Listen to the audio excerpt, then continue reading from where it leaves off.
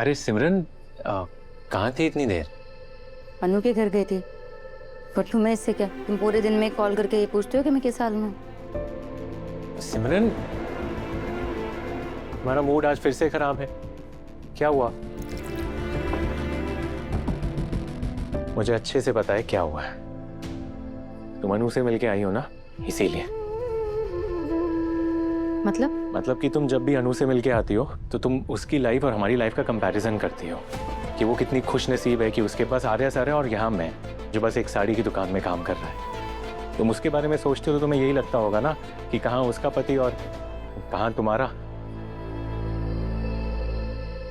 तुम दिमाग भी पढ़ना सीख गए हो क्या? नहीं, तुम्हें कैसे पता कि मेरे दिल दिमाग में क्या चल रहा है? तुम ये जो बातें बना रहे हो ना अपने दिमाग में, भूल जाओ इन सबको, क्योंकि मैं सब कुछ भी नहीं सोच रही थी दूर दूर तक।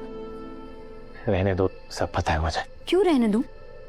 तुम जानना चाहते हो ना मैं क्या सोच रही थी, तो सुनो ना फिर। तुम्हें पता है आर्य सर ना एक बहुत इंपॉर्टेंट काम के लिए मुंबई गए हुए हैं। इतने बिजी शेड्यूल होने के बावजूद उन्हें जैसे ही अनु की याद आती है वो फट से अनु को कॉल कर देते हैं। अब तुम सोच रहे हो कि मैं तुम्हें क्यों बता रही हूँ? इसे फिक्र करना कहते हैं नील। और एक तुम हो, घर से बाहर निकलने के बाद ना पूरे दिन ना मुझे कॉल तो तुम मुझे एक मैसेज तक नहीं करते हो। अगर तुम्हें इतनी फिक्र थी कि कहाँ हूँ मैं, तो एक कॉल कर लेते ना यार। लेकिन नहीं किया तुमने कॉल। तुम्हें क्या लगता है मैं तुम्हारे साथ बंगला या गाड़ी के सपने देखती हूँ?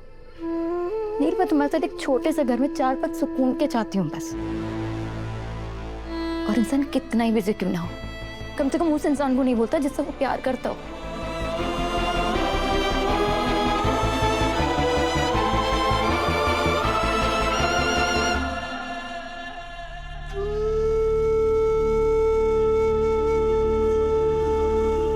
अनु, हे बच्चा, क्या हुआ बेटा? तुम्हारी आंख में आंसू क्यों है?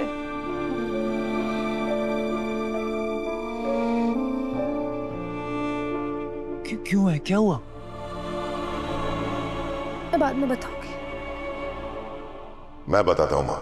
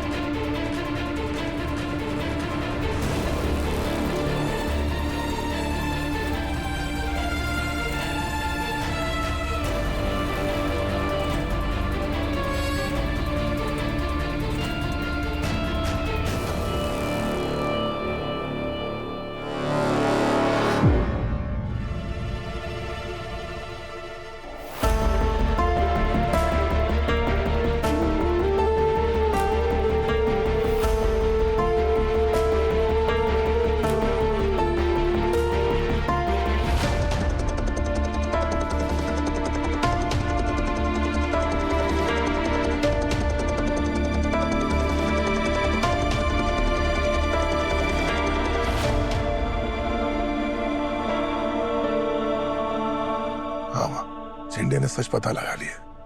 जो आपको लग रहा है वही सही है।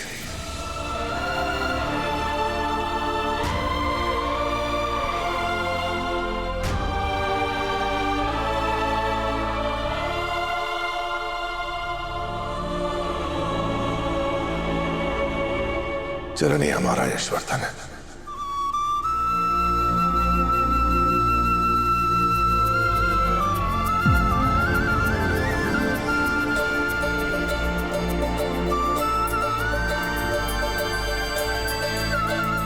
आपका खोया हुआ बेटा यशवर्धन।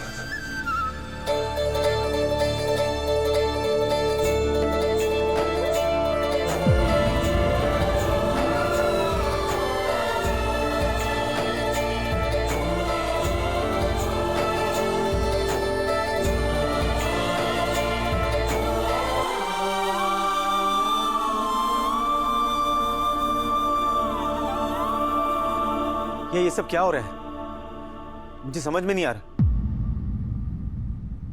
हर्ष, चरणी यशवर्धन है हमारा भाई। तो बहुत छोटा था जब ये खो गया था,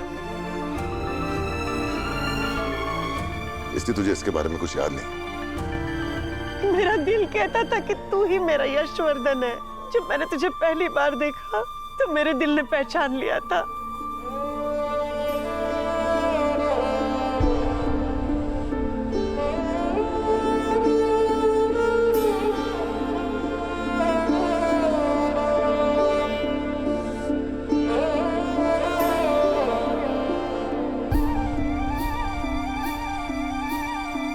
हाँ भैया, आपको आपका परिवार मिल गया। हाँ देखिए, ये आपकी प्यारी माँ है।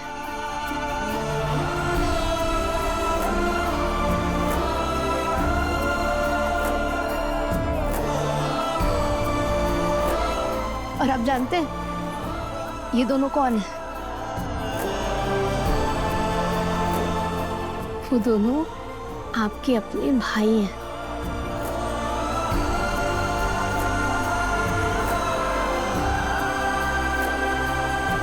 और मैं, और ये कौन है?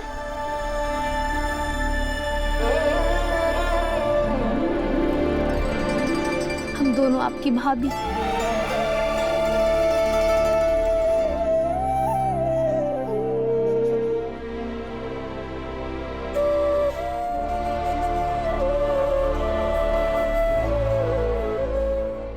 Wow guys, no really amazing. क्या फैमिली रियूनियन चल रही है? Bro in law, are you serious?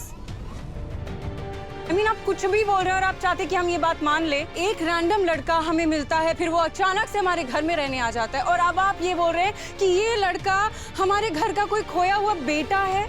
कौन मानेगा आपकी ये बात? हर्ष, कहा था ना मैंने, ये लड़की अगर हमारे घर में आएगी तो सब कुछ बर्बाद कर देगी। सी, सब कुछ बर्बाद कर दिया इसने। पहले ये लड़की हमारे घर आई, फिर ये इस लड़के को लेकर आई, और अब ब्रो इन लॉ को इतना इन्फ्लुएंस कर दिया है कि वो कुछ भी बोल रहे हैं। पर मैं नहीं मानती ब्रो इन लॉ, ये सारी स्टोरीज पर मुझे बिलीव नहीं है। हमें इससे पहले क्यों नहीं पता था कि इस घर का बेटा था जो खो गया था? हमें तो इसके बारे में कुछ नहीं पता था। और जिस बेटे के बारे में आज तक किसी ने सुना नहीं, किसी ने कुछ जाना नहीं, वो बेटा अचानक से कहां से आ गया? मानसी, अनु को बीच में क्यों ला रही हो? और ये सब अचानक नहीं हुआ है, ये वो सच है जो तुम में से किसी को नहीं पता था। ओके, मान लेते हैं कि इस घर का कोई बेटा था जो खो गया था, पर मैं ये कैसे मान लूं ब्रो इन लॉ कि ये लड़का वो खोया हुआ बेटा है? मानसी, यही यशवर्धन है। झेंडे को मंदिर में इसकी एक बचपन की फोटो मिली थी। Are you serious bro in law? ये आप कह रहे हैं फोटोज फेक भी हो सकते हैं ना?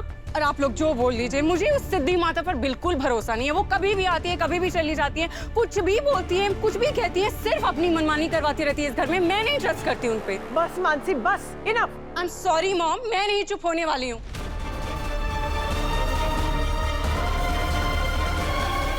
ना ही मुझे किसी फोटो पर विश्वास है, ना ही मुझे उस सिद्धि माता पर विश्वास है।